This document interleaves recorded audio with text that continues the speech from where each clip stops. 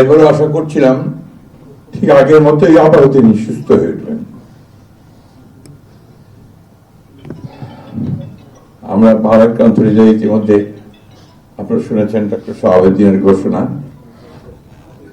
আজ ভোর 6টায় আমাদের গণতন্ত্রের মা, আমাদের অভিভাবক, আমাদের জাতীয় অভিভাবক আমাদেরকে ছেড়ে চলে গেছে। ইন্না লিল্লাহি ওয়া ইন্না ইলাইহি রাজিউন।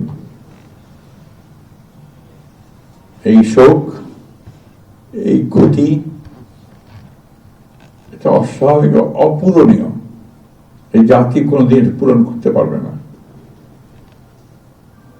যে নেত্রী তার সারা জীবন জনগণের অধিকারের জন্য, কল্যাণের জন্য তার সমগ্র জীবনকে উৎসর্গ করেছিলেন, সেই নেত্রী দেশনেত্রী বেগম খালেদা জিয়া আমাদের মাঝে নেই।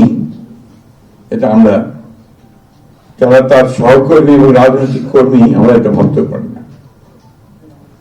বাংলাদেশের রাজনীতিতে একটা বিশাল শূন্যতা সৃষ্টি হলো। তাই নয়, পৃথিবীর গণতান্ত্রিক আন্দোলনে একটা বিশাল শূন্যতা সৃষ্টি হলো।